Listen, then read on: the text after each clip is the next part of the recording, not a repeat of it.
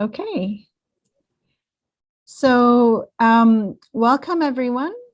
We're very, very honored to have Kristen Grauman. And thank you, Kristen, again for coming at this late night or late evening hour for you. Kristen is a professor at UT Austin in the Department of Computer Science and a research scientist at FAIR. Kristen's been doing a lot of computer vision and machine learning research for more than a decade at UT Austin, and before that, she was at MIT for her PhD. She's an IEEE fellow, AAAI fellow, Sloan fellow, and recipient of the 2013 Computers and Thought Award. She was a UT Academy of Distinguished Teacher in 2017. And she and her collaborators have been recognized with several Best Paper Awards in computer vision, including a 2011 MAR Prize and a 2017 Helmholtz Prize, which is a Test of Time Award. She serves in various really important positions within computer vision and machine learning, including TPAMI and IEEE Conference on CVPR, and also NeurIPS 2018. She served as a program chair. So we're really honored to have Kristen to talk to us today about first-person video for understanding interactions. So take it away. Great, thank you, Alice. And let me share here. Okay, so yeah, thank you for the intro. Thanks for having me here, and thanks to all of you for being here so that I can share this work. So I'm going to be talking about first-person video and focusing it on what we think that first-person video gives to us that we can't get from traditional third-person imagery or video, and particularly in terms of understanding interactions. So from a distance, it's important to note how much progress has happened. Many in the Zoom room here know quite well how much progress has happened within computer vision in recent years. And this is particularly because of the bringing together of big labeled data sets, deeper and deeper learning GPUs, in order to tackle tasks like this one, where you have an image and you want to say what's in it. And that's best reflected by the famous drops and errors that happened for the ImageNet benchmark, which was such a task, right, to be able to label objects and images. And so this has been an exciting progress for the field, and it's seen not only in ImageNet but other kind of large-scale internet photo and video data sets that we know and love, and that have really driven progress for our field. Now, these kind of data sets and benchmarks drive this progress. And they do it, though, in a certain way. So often, these data sets are comprised from photos that do come from the web, and they have some baked in intelligence to them that we have to call attention to, right? So this is really the web photo perceptual experience that's, on one hand, disembodied, right? Because it's taken away from the moment in time when this real world event happened. And it's also well curated. So this is what I mean by the intelligence, because someone took these photos or videos, a person, and they did so with the intelligence of exactly when to take the photo or video and how to frame it in the camera. So I'm calling attention to those things to contrast with what we really are dealing with once we talk about first-person video. So first-person video means the visual stream coming from a wearable camera. Here, I'm showing you an example of a camera worn on the head by a person who's going about some daily life activity. And notice, of course, this is uncurated. This is passively captured video. We get everything that this person sees. It's often multimodal if we were to pay attention to the audio or, say, the IMU that accompanies such video. And very importantly, this is the visual world, not as a special moment in time, but the visual world in the context of this person's actions, their interactions, and their attention. So this is quite different properties, very exciting to think about, also new challenges, right, compared to the kind of benchmarks I showed you a minute ago. And so in the work I'll be describing today and work that keeps emerging in our field, there's a movement away from these disembodied kind of internet photo worlds into embodied visual learning and embodied AI, where we care about an agent's goals, interactions, and multisensory data. And I show the picture of the child there to suggest, why this might be an altogether different kind of learning from experience in the moment of the actor himself or herself. And on the application side, once we're really good at understanding first-person video and the first-person visual experience, this will have major implications for what we can do in augmented reality or robotics. So in the rest of this talk, then, I'm going to talk about our group's efforts to move towards first-person perception, and to do so specifically thinking about interaction, learning about interactions from that video, interactions with objects and environments in particular. And so I've arranged the talk along 3 parts. The first 2 are the majority of what I'll talk on. Anticipation first. I'll be talking about how we can learn about affordances and how people use objects or spaces by looking at first-person video. And then I'll show you how we're looking at how we might transfer this kind of affordance understanding into action by priming agents, robots, with this understanding from video about human activity. And then the tail end of the talk, I'll talk briefly about audiovisual models, an example from our work there, and I'll conclude with highlighting a new data set effort for egocentric data. All right, so let's start by talking about affordance. So affordance, it means the potential for action. And so when we think about understanding affordance in visual data, this calls us to go beyond naming things, being able to recognize them, know what objects are, and what to call them, to actually using things and thinking of spaces not only as things we understand the layout of, how to map, how to name and recognize, but spaces that have functionality for an agent that wants to use them. So whereas traditionally we might map with SLAM or object names and semantics, affordances says, wouldn't it be useful to map a space by how we use it? So where can I sit? Where can I rest? Where would I stand? How do I exit? And I believe, the egocentric video, this first-person wearable camera data, gives us a quite special window into achieving that goal. Because when we see this wearable data, as we've been looking at, you really get this first-hand view of what a person does in a space, what they might do next, where in a space things are most conducive to an activity, and how to use it for purpose now or something in the future. So we want to leverage first-person video to get this kind of insight about a space. And the first method I want to show you from our work called EgoTopo is a video representation idea that tries to encode video not as a stack of frames, but as a dynamic view of an environment that's grounded in how people use it. And so the idea of EgoTopo, topo means topological here, and what we're going to try and do is convert an egocentric video into a topological graph. And in that graph, we'll be encoding at each node a zone of activity from the environment used by people who've worn this camera. And the idea will be to arrange or structure the experience throughout this space according to where certain things happen, like the kind of concentrated sets of activities that organize how a person uses the space. And again, this will be a different way to think of the video rather than some outright 3D decomposition, and rather than some outright stack of visual frames, this will be capturing the space in a spatially organized way, but according to human use. And we think that by doing this, there's 2 good things. So one, it'll allow us to reason about first-person behavior. So have a model for how, going to the refrigerator, do something often leads going to the sink to wash something and then going to a cutting board to cut it. It also allows us to reason explicitly about environment affordances.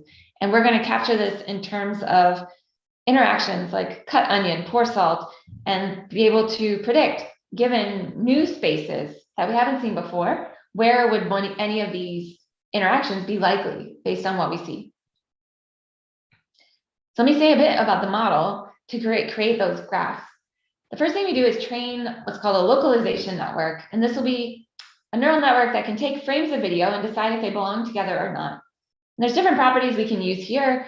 What we're interested in is not just visual similarity or geometric consistency, from some nearby camera views. We'll model those things in this localization network, but we'll also pay attention to whether these are things that are likely to occur close in time and whether they share distributions of objects or activities observed. So that's a network that can then answer that similarity question for any new frames, so that when we're viewing a video that we wish to decompose into this graph, we can collect them up into the nodes. So if they're similar under the factors I just mentioned, then they belong together, like this one. And if they're dissimilar, they create new nodes. Okay, so you're gonna pop out with nodes across the egocentric video then, like the one I'm showing on the right, and fast forward, that will stream forward and then decide when things branch off to new nodes with new distributions of objects and activities and spatial distance, or if they belong to one that we've seen before. And in this way, then, we have a topological graph encoding of the space based on how a person tended to use it. So what do we do now with this in hand? I want to show you two examples. So I said this will give us some insight into human behavior in a space. One way we can test this is to see, can we anticipate the future actions of a camera wearer? In particular, can we do it in a long form format? So I don't mean just a second ahead in time, which is often what recent methods have been trying to consider. But I mean, can we estimate what are the actions that are going to happen 5 minutes or even 45 minutes forward in the future, given the history of video we've observed so far? Now, we think that a structured encoding like egotopo is going to give an advantage here, because to really understand the sequence forward in time, you need to have a structured way to encode what's already taken place. Okay, and we'll do this for different fractions of the video, like how much of it do we observe versus how much are we trying to anticipate.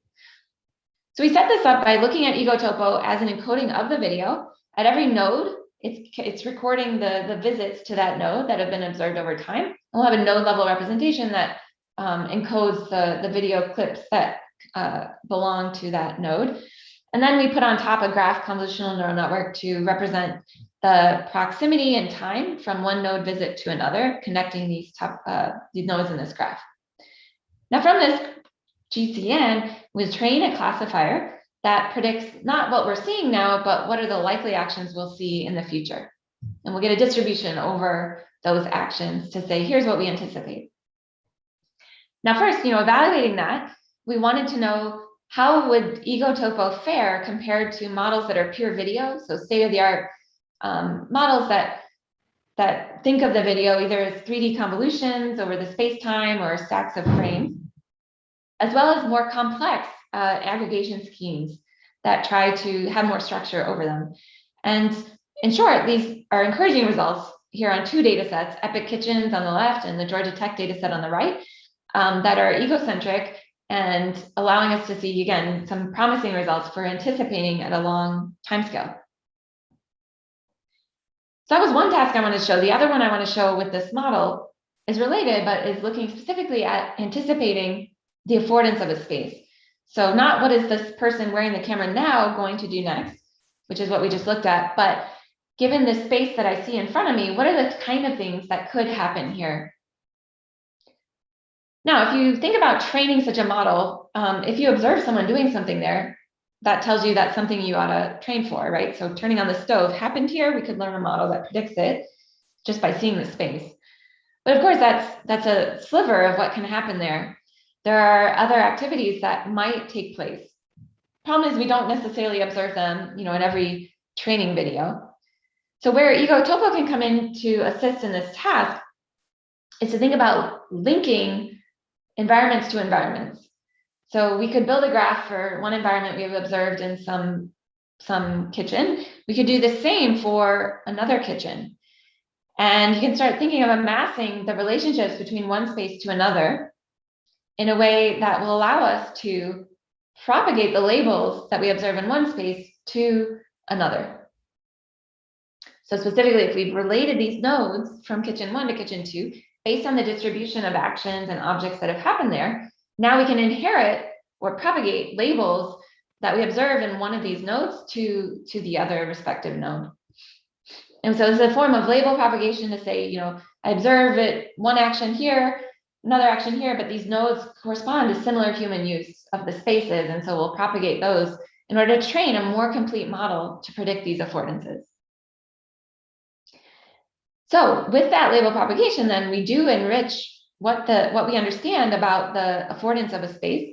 And that allows us to make predictions like the ones I'm showing, where these colors correspond to interactions, take oil, squeeze sponge, and these bubbles are different, keyframes from different video clips in any of these new spaces. And we're predicting how likely the actions are given what we see. Keep in mind, it's anticipating, right? So we might observe the action, but even if we don't, we understand that it might be possible. And this is quite important if you think about a robot who's needing to enter new spaces and understand where certain things are possible and where they're not. Or even an augmented reality system that might be trying to guide you through some task in a space, or how to use a new space you haven't been in before. So this would allow that kind of functionality by understanding affordance. Here too, we can quantify results on the same two data sets I was using a couple slides ago. Here, the baselines we were interested in would do the label propagation in different ways. So rather than doing it based on human use of the space, they would do it by pure 3D. So being able to collect labels for places that overlapped in 3D space, or visual similarity. And again, some encouraging results for the affordance predictions. So in short, I've shown you so far egotopo as a way to convert egocentric video into a structured representation that reveals the environment affordance. And this is another way to think, a different way to think of video beyond kind of frames that we can analyze or compute 3D convolutions on, to something that really is organized based on this first-person understanding of an environment. Now, I want to go from here, talking about these environment level affordances, to shift down a degree in granularity to look at objects. So here we're saying spaces have parts where I can do different things. Now let's look down to the level of an object, in which we want to know, how do we use it? Like, where would I touch it if I needed to turn on this lamp? Or where is it adjustable? Where can I grasp it? Again, this continues the thread of thinking of the visual world not as things to just name, but as things that we need to understand how to use. So current approaches looking at understanding object affordances have taken recently a kind of recognition-based approach. Think of it as a semantic segmentation problem. They do this by asking people, crowdsourced labelers, to label objects according to where different actions are possible. So, if you want to understand a book, where you could hold it, you could get these ground truth labels and start training up a model to make predictions on new instances of books. Now, this is, of course, something that costs the supervision, but more importantly, there is a possible downside here, which is it's indirect, right? So if we learn how to hold a book by asking annotators, that means there's this indirection where we'll be capturing what are annotators expecting is a place that they would hold a book, and then trying to learn from there. What if instead we could learn these affordances, how to hold a book, how to use a book, where to turn a page, by watching video of how people actually do it? So this is our goal. And you'll notice we will consider this both from third-person video, like some of these samples show, as well as first-person video, like the bottom right. So this is a goal. How do you learn from video how people do things, so that you would have a predictive ability to understand affordances on new objects? So to tackle this, we've developed an approach called interaction hotspots. And the idea requires starting with an action recognition system. So that's what I'm showing at the bottom. Here is a recurrent neural network that's looking at frames of a video, and it's trained to detect when a certain action happens, like open, close, press, pull, and so on. Now from there, we need to bring in this idea of anticipating where things are possible on a given object. So what we do is look at the aggregated state from this recurrent model for a given action. And now here's the key. We'll train with this network, we'll train a module that knows how to convert a view of an object at rest, meaning it's inactive, no one's opening it or doing anything with it, to predict that aggregated state from the video model. Okay, so this is allowing us to say, okay, what about this object, when I look at it, would suggest how it would look when recognizing an interaction with it. Okay, so it's anticipating that affordance. Now, furthermore, we'll add to this not only the ability to predict these features, but to know where they are most influential or revealing on the object spatially. So in this, what we do is within that same network, use the class activation mapping style of approach to say, where's the image evidence that's most responsible for estimating one label or another? So from that picture of the inactive object, where are the parts that suggest that it's pullable? Or where are the parts that suggest that it's pressable? And by doing this, tracing back into the image to find those responsible regions, we get what we call those interaction hotspots. And notice that you get a slice of these hotspots for any verb or action of interest, a different one. So a different one for press, a different one for pull. All right, so let me show you then what you can get out of interaction hotspots. We've run it on 2 different data sets. The left one is a YouTube product demonstration collection formed by Stanford, and the right one is the Epic Kitchens data set that I've been alluding to earlier that contains egocentric video of people in their kitchens doing very in the wild kind of unscripted kitchen activity. And we train with these, and then we generate our hotspots on new images and even from unseen categories. And this is important to note because if we have affordances, a key part of their value will be that they allow us to understand new objects that aren't already familiar and aren't already used. Again, think of that robot of the future who's faced with not just a new space, but a new object, but wants to have some kind of prior to understand what it might be possible to do with it. So here are some hotspots. They're color-coded by some of the most common actions in this particular data set. Green is mixable. So you can see that these parts of the objects look like they could be mixed even before mixing happens.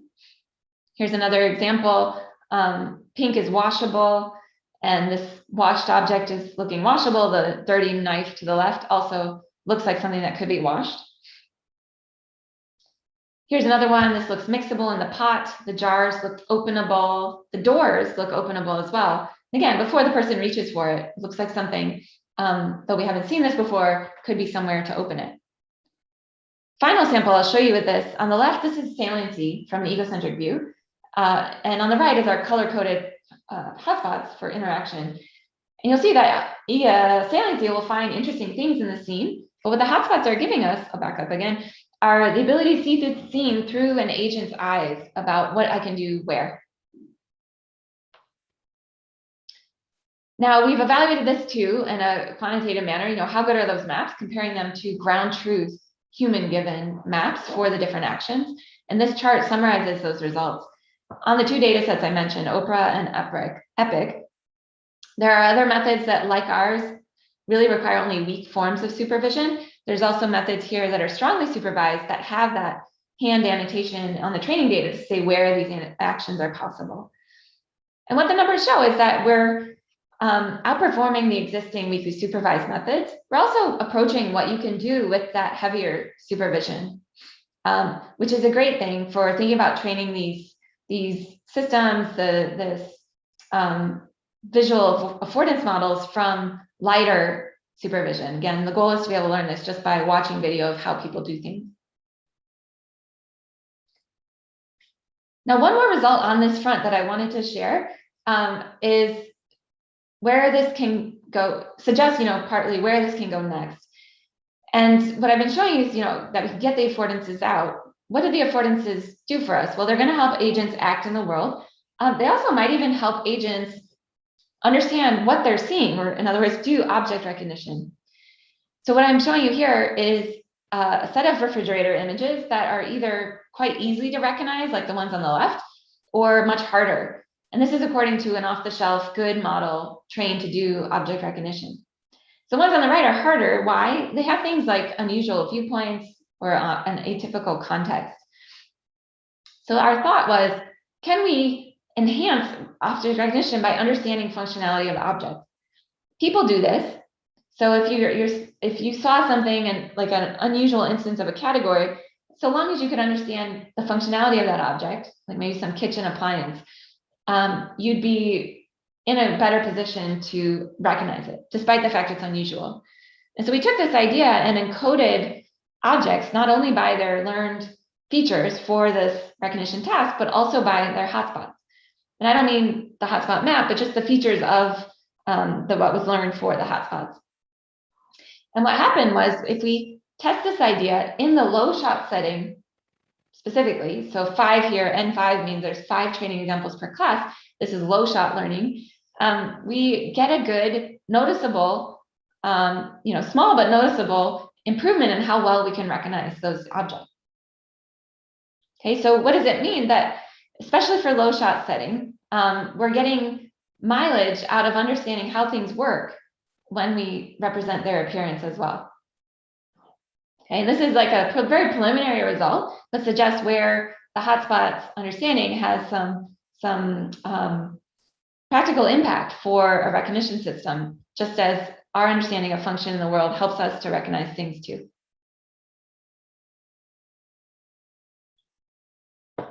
Okay, so far I've talked about these ideas for visual affordance, and it's a way to anticipate what's possible where in a scene or with an object. And we were really leveraging first-person video to allow us to learn these models. Now, in this second part, I want to kind of take that next step, right? To look from what we can learn from images and video about how people use objects to help an agent also learn to use objects, or to learn to do so more rapidly or more accurately. And I'll say agent, the results I'm going to show you will involve simulated robots, either mobile ones or even dexterous manipulating robots.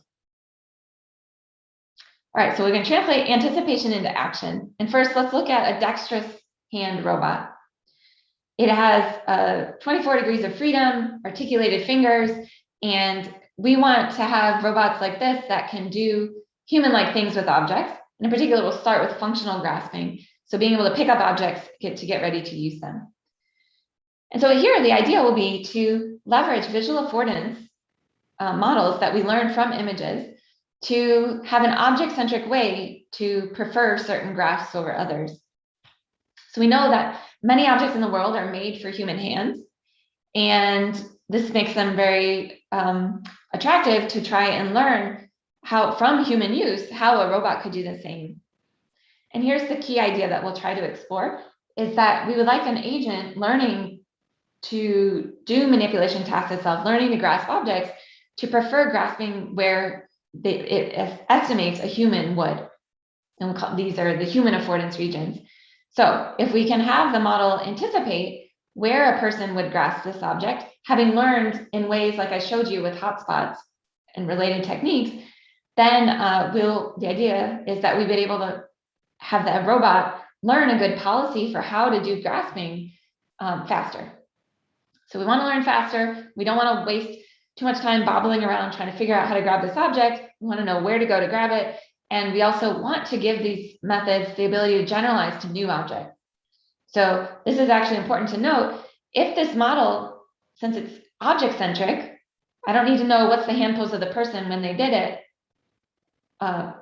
necessarily, but I need to know how to look at an object and expect where this action is possible. And that's what we mean by object-centric. This is what can allow generalization to new objects.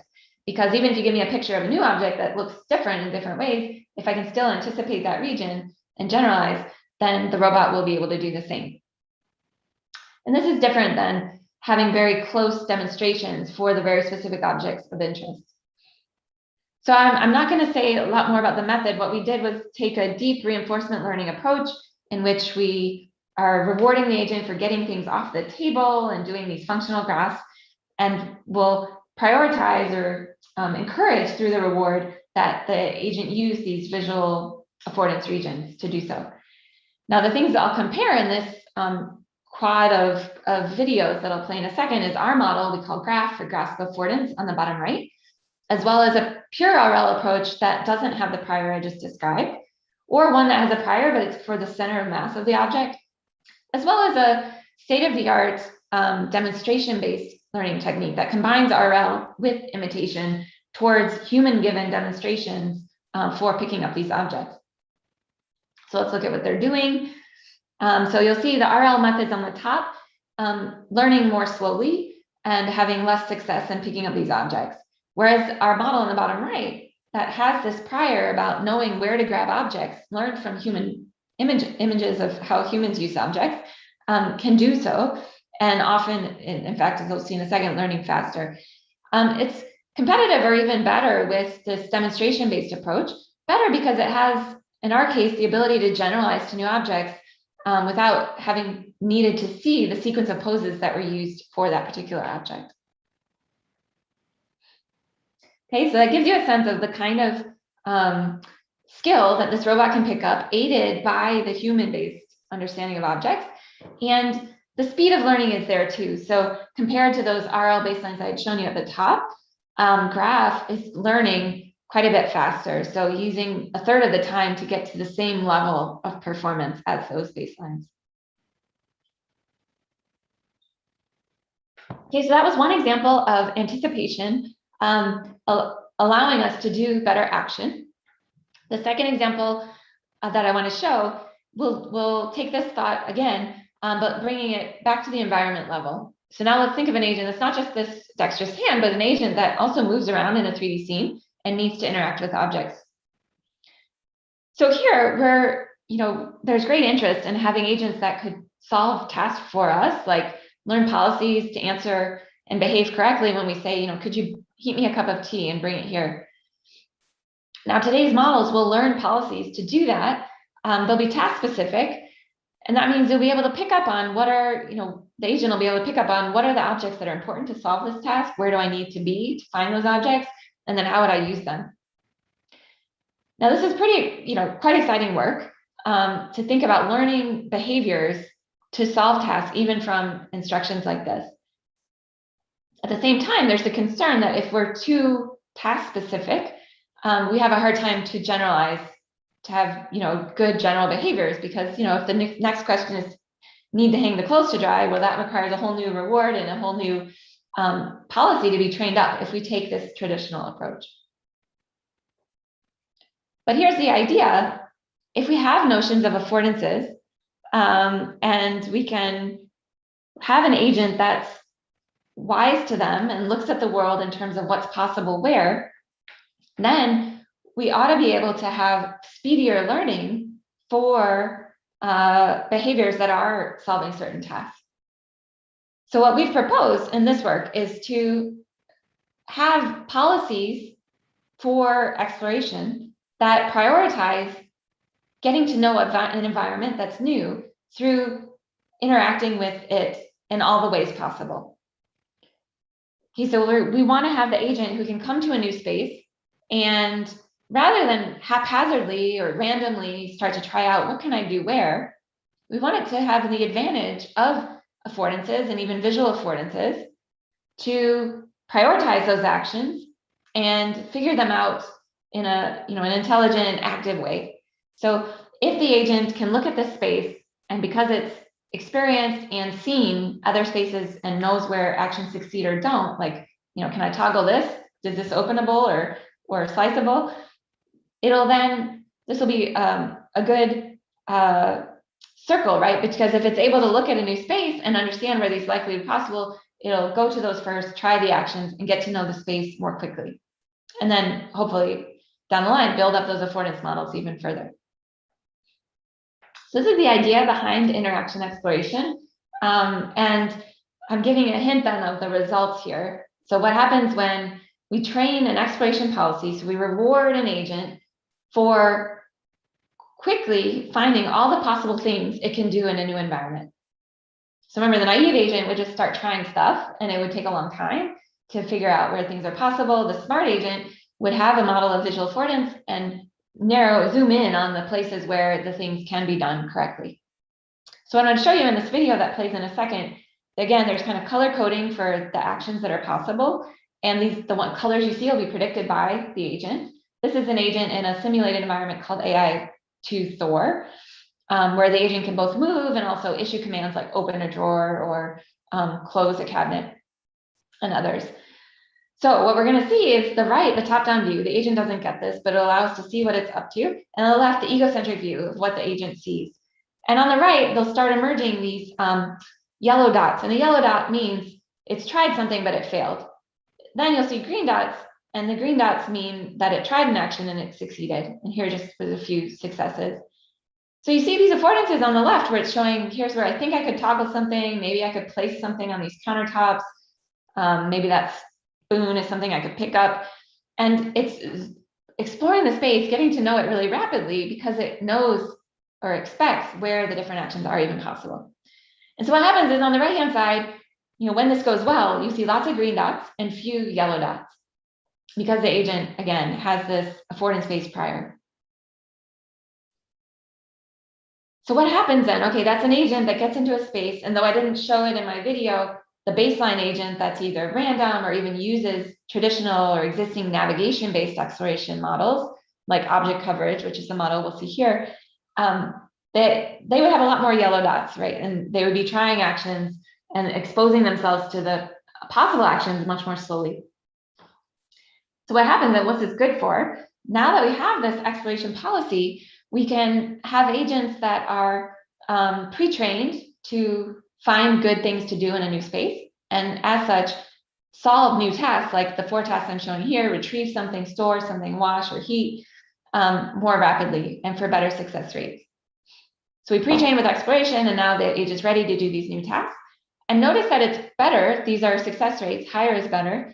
It's better than object coverage. This is navigation exploration, novelty, or curiosity. These are other models for doing exploration, task agnostic and exploration of a space, as well as the agent that's exploring randomly. So what this says is, like the dexterous robot who got better at grasping new things because it understood or had models for predicting how humans would choose to do it, the agent that understands the visual space based on human use or the successful use of these objects and their parts of the environment can learn to do new tasks more rapidly.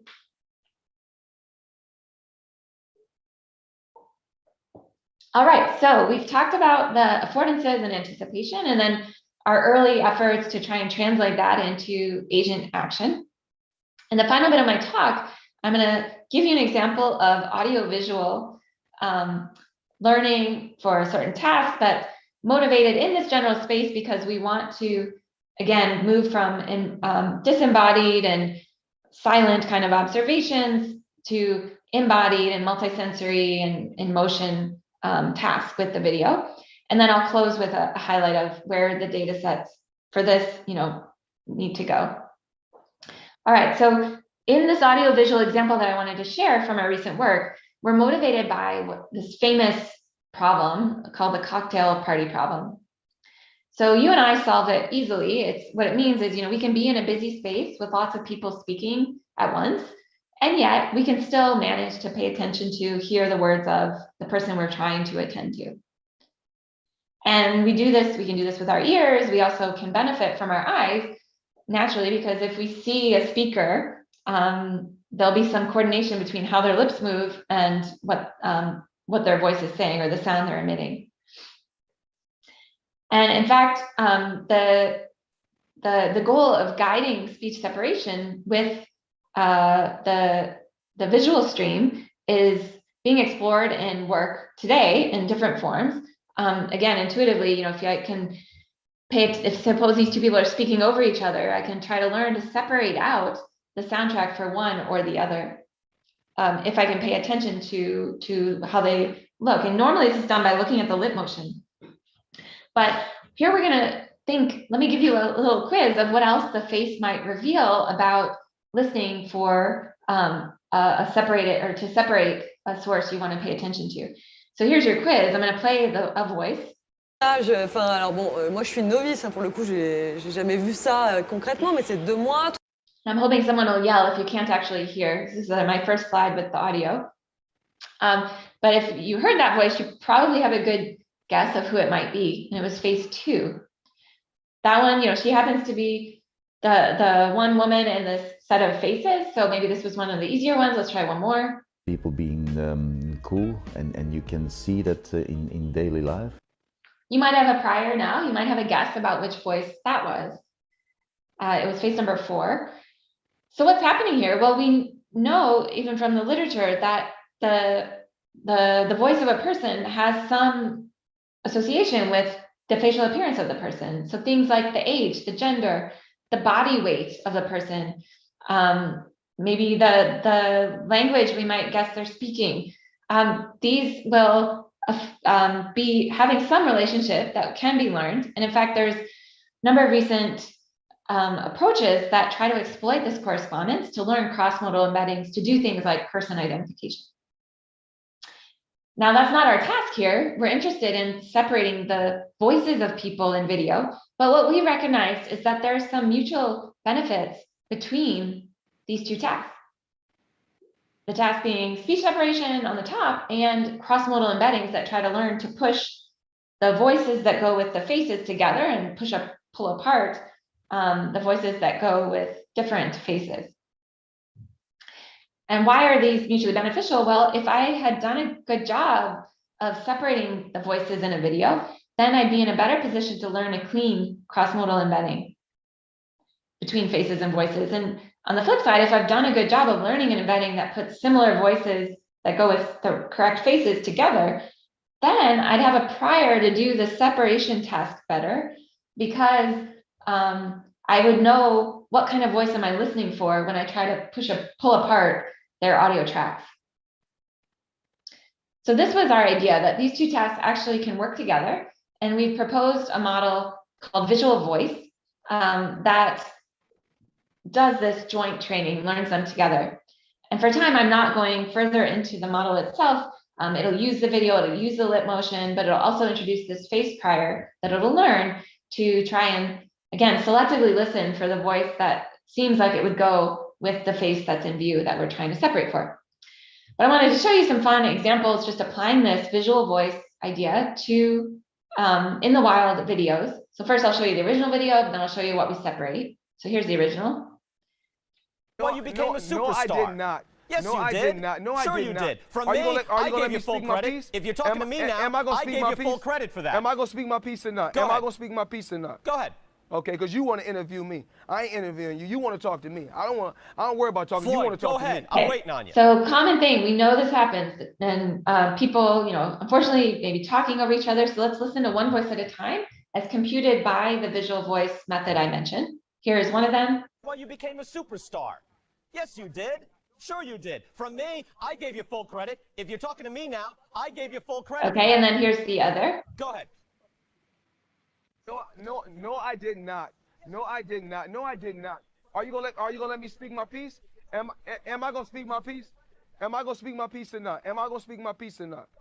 Okay, because you want to interview me. Okay, so that example is multiple speakers. We can also take the same approach and listen for a foreground speaker and enhance that speech with respect to all the background noise. And so that's what this one does. Here's the original. Haven't measured it, but it's cut down the noise to a point where we have the right vibe that it's an action kind of place. And here's the cleaned one. So the cocktail party where you're trying to listen to this voice and not all the background sound. Haven't measured it, but it's cut down the noise to a point where we have the right vibe that it's an action kind of place. Okay, so those are two samples from visual voice, and I'd point you to the CVPR 21 paper from Rohan Gao about that work for more details.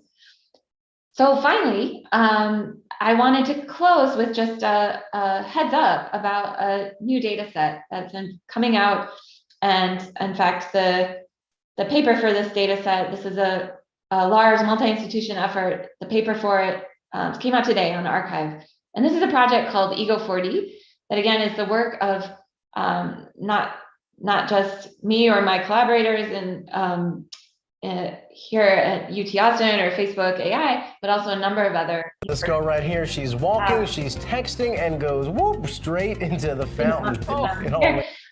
So there is a big difference between egocentric video, as we've been talking about, and exocentric or third-person video, like the one on the left. And I've kind of alluded to what are all those important differences to allow us to learn powerful things. It also means that the data itself is just so different that we'd like to be able to learn from egocentric video at scale. And that hasn't been possible to date, although things have been, moving in this direction. But look at the contrast between the scale of third-person data sets, like Kinetics, YouTube 8 million, or others, versus what's available in the best first-person video data sets. I'm highlighting a few of them here. And what you'll notice is there's a great gap between the scale and even the diversity. So a lot of the first-person data sets, for example, are concentrated in indoor environments and even especially in the kitchen, if not lab environments. So the Ego4D effort is poised to change this. So Ego4D is again a multi-institution effort to build a large-scale data set of in-the-wild first-person video of unprecedented scale that we expect can catalyze research in multimodal egocentric perception. And this data set consists of more than 3,000 hours of video from hundreds of locations, some of them with accompanying 3D scans from Matterport 3D scanners. The video was captured from more than 850 unique individuals who participated as camera wearers, not just graduate students. And these are camera wearers doing daily life activity. So things at home, at the workplace, shopping, commuting. And part of this project is not just the universities producing this video data set, but also a suite of benchmark challenges that I'll mention in a moment. The timeline, this project has been going on for really over nearly 2 years now. Papers out now, and the data coming in 1 month. So it's being publicly released. Now, here are the university partners that form the Ego4D University Consortium. And this team was brought together both for expertise in vision, in video, and dataset creation, as well as some great geographic diversity. And what does it mean? This means that 3,000 plus hours of egocentric video content is allowing us to now see the world through the eyes of people, and through the eyes of people that are across 9 different countries, 74 different worldwide locations, and 5 different continents. So this is very exciting to make steps towards a inclusive and diverse set of video from which to learn, the affordances models of the future, or the activity recognition and others. So here is a sneak peek, or a peek at what some of these samples look like from the wearable camera collected by these university partners. Again, more than 3,000 hours being released. There's good geographic diversity. There's also some demographic diversity that's quite important, including people of different ages, different occupations, different day-to-day activity. And I should say the motivation for capturing daily life activity was to be able to think about the kind of settings like I alluded to earlier. So being able to learn about how people do things in daily life, to translate that to robots, to translate that to augmented reality.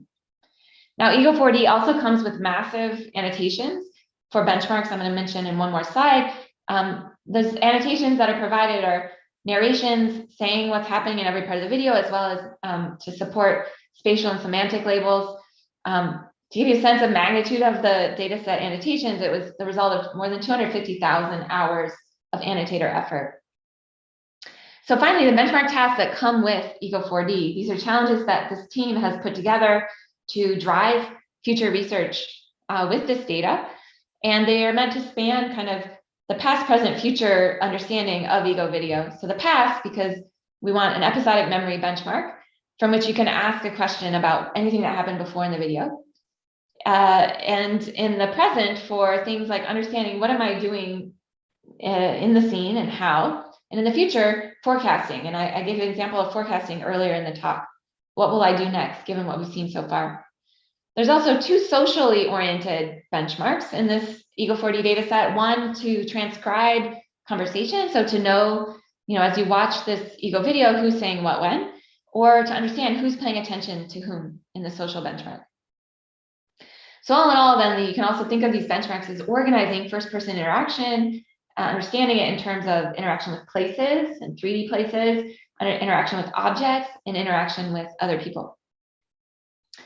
All right, so I'm going to close the talk here. I've talked about some of our work trying to advance first-person perception, learning from egocentric video. I focused on affordances and then translating affordance into action. I gave you an example of the multimodal aspect of this work, and I just gave you a highlight of the now public effort of Ego 4D. So this is work done with so many people, and here I'm highlighting the first authors from the first 3 bits that I showed, Tushar, Priyanka, and Rohan. Thanks for your attention. Glad to have comments or questions. Okay. Yeah, thank you for the great talk. Let me start the recording at this time.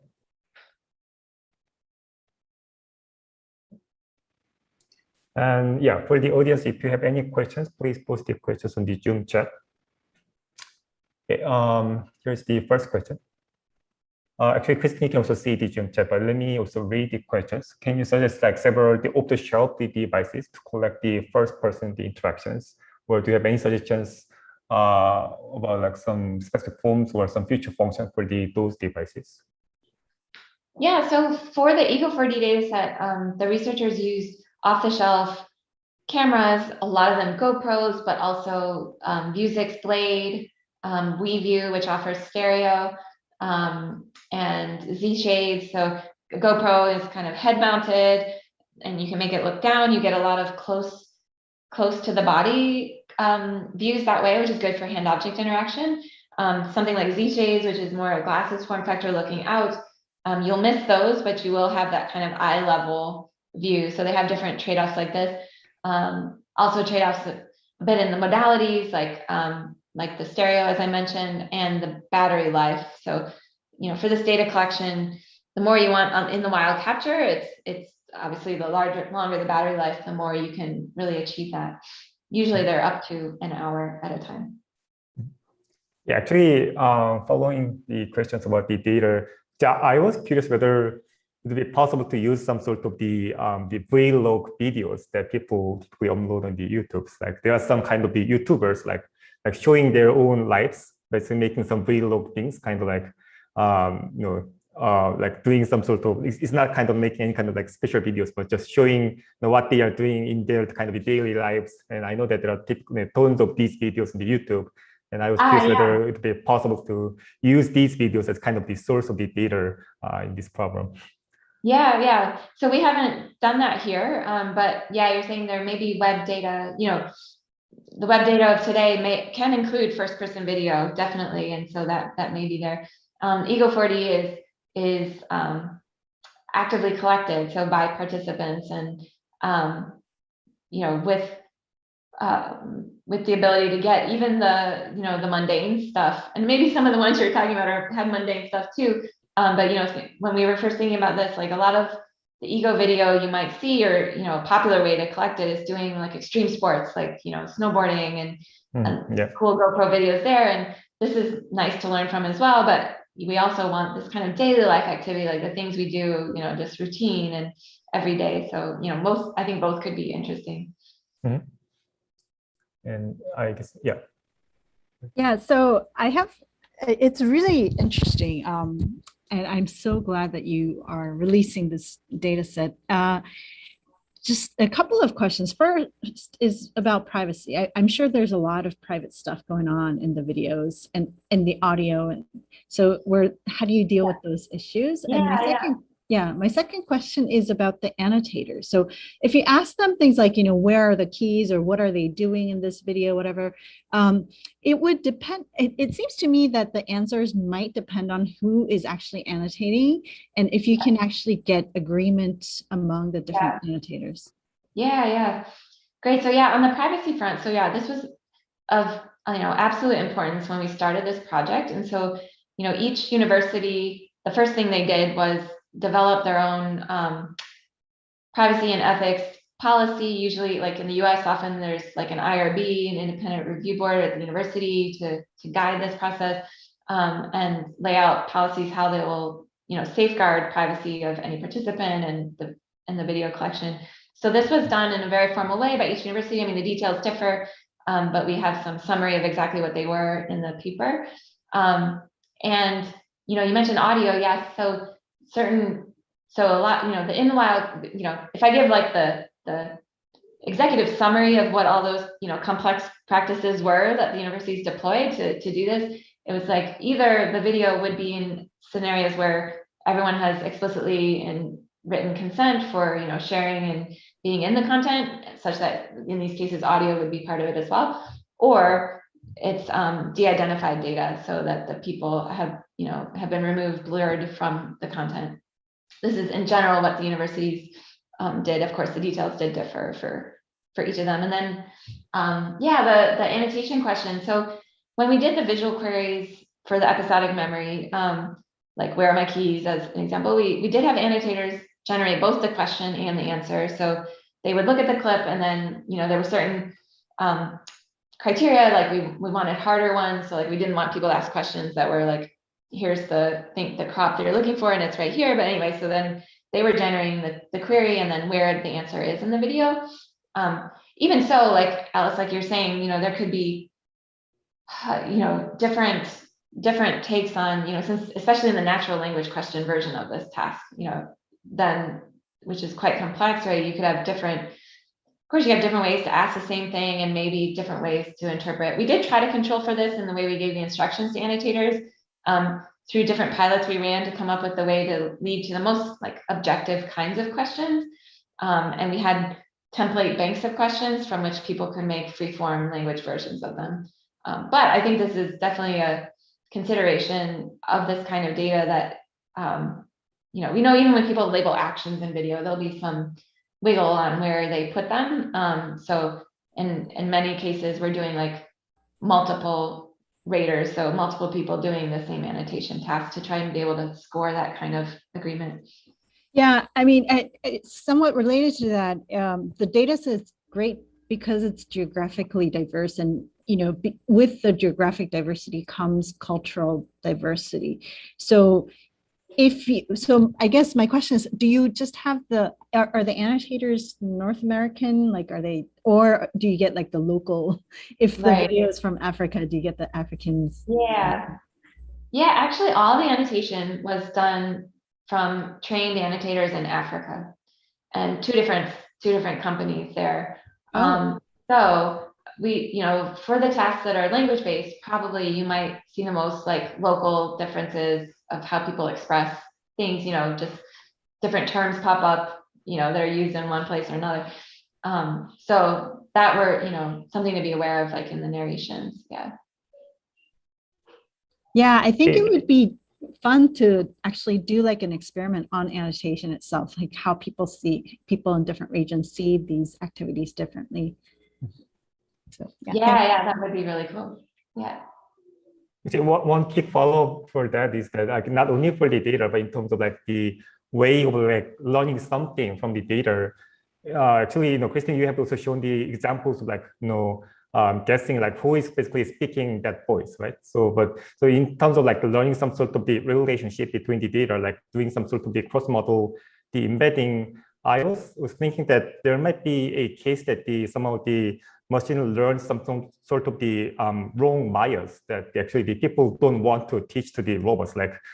So that was basically the case that the robot is kind of learning like what's the kind of the female voice or the male voice.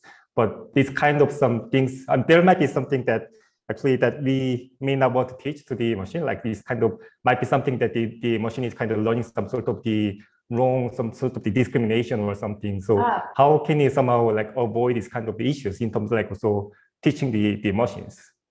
Yeah, so right. So suppose the data, either data, if the distribution was biased in some way to affect, what prior gets learned for this voice separation, or the fact that the prior, even if the data was reasonably diverse and things like the prior can of course be wrong too, so like I do think of the facial appearance as just like a guide for, and by the way, like in practice, the model most relies on the lip motion. So that's still very essential, but this like adds to, on top of that.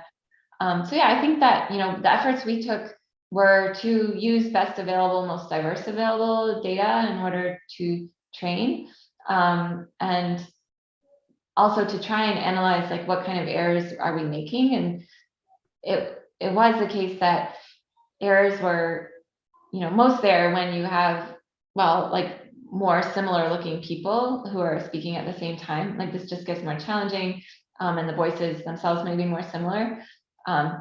If metadata allowed, you could imagine doing a study to, like, metadata meaning if we had, like, which we didn't on this public data, but like, gender labels, nationality labels, or other things like that, that would be something to look into to be able to systematically like analyze like the extent of either the bias in the data, but also like how it's affecting the model. Yeah, thanks for the answer. And there's like a quick question about like, basically, what would be kind of some more like some other downstream applications for this kind of like egocentric data, and how this kind of data could be also used to like teach the robots. And basically, Yeah, well, right. So I think two main channels for application that downstream that seem of interest, augmented reality. So think of a AI assistant that's helping me with my, by me wearing this device and helping me get the right information at the right time, or understand my activity to give guidance or advice, like, helping me find things or remember things. So that's an augmented reality. And there you need to understand the first person perspective from a human. Now the robotics connection is also interesting. And I showed examples, with simulated robots in the work today of what this could mean. But in general, like being able to learn from human eyes how to use human spaces, like manipulate objects, move around a store, move around a house. These are things we'd like to translate into robot policies, robot action, so that they don't have to fully learn everything just through physical experience, but they learn through this previous exposure, which is video. And any video might offer this possibility. First person is especially interesting, again, because of this shared viewpoint. And there's also one more question about like the data. There's the question asking about like whether there are some kind of the unexpected findings or some interesting things while collecting the data set. Oh, yeah. Well, so much interesting things. I mean, I think, the university partners through their own expertise, experience, and also like on the fly, like learning through the effort, developed good practices to figure out how to get reliable capture, even from, when you're handing out cameras to people who might not have, many of us haven't worn a camera before, or, of different ages. Like there's folks that are in their 80s who are contributing video into this data set. So I think there were some lessons learned and interesting over there. For me, just seeing this video has been like so intriguing, or just so like motivating, right? Just by seeing like these glimpses of how activity looks in daily life, but in very different parts of the world.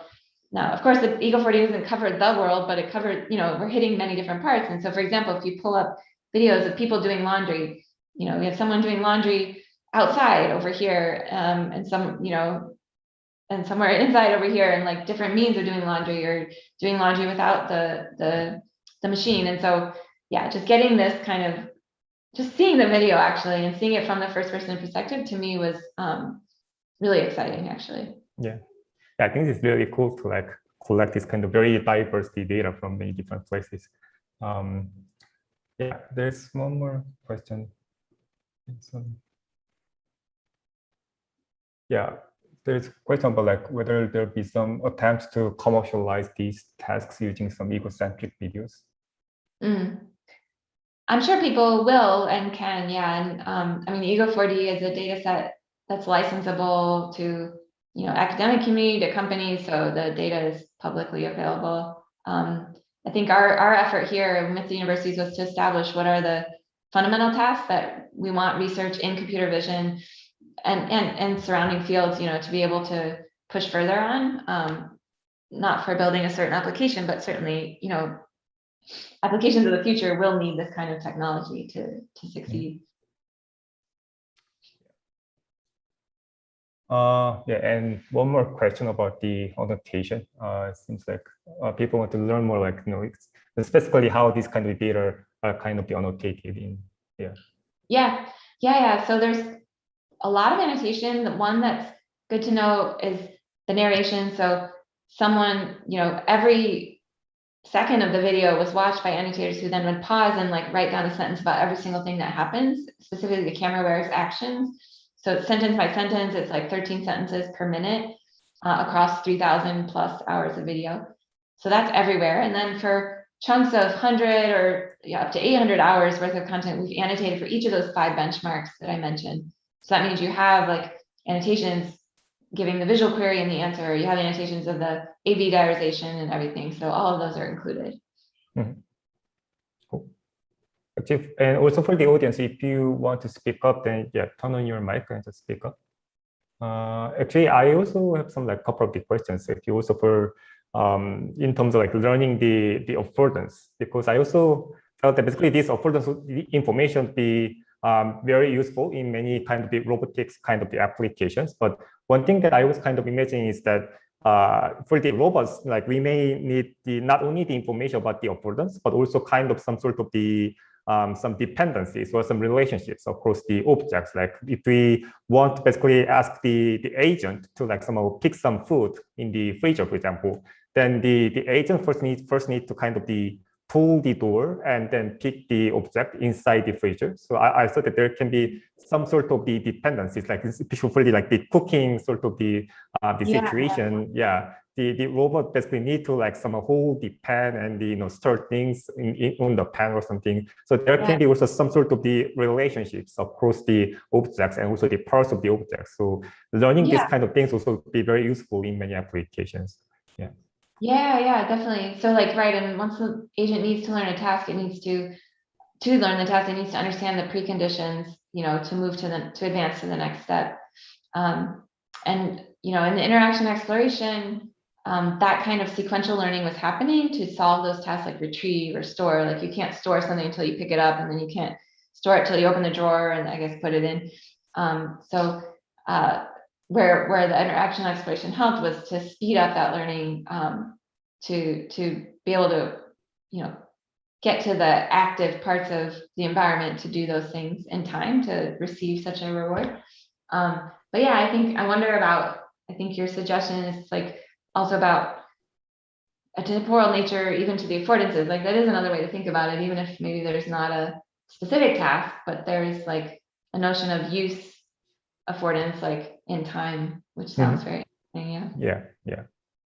Yeah. And also the other thing would be about like basically how much you can kind of transfer the information about the affordance to some unseen like environments or some objects, like in terms of that. I mean, also you also have shown the examples like we are basically recognizing the freezer in very atypical environment, basically by detecting some parts that can be pullable or pressable, whatever.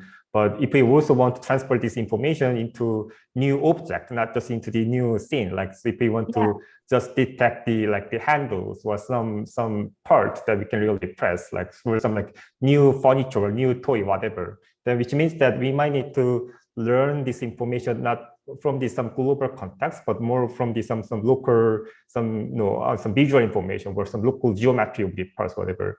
So, but this means that somehow we need to have some like understanding for the local parts as well. But also in some cases, the global information can be useful. So, how much we can transfer this kind of information to the new object or new scenes would be kind of interesting question, I think. Yeah.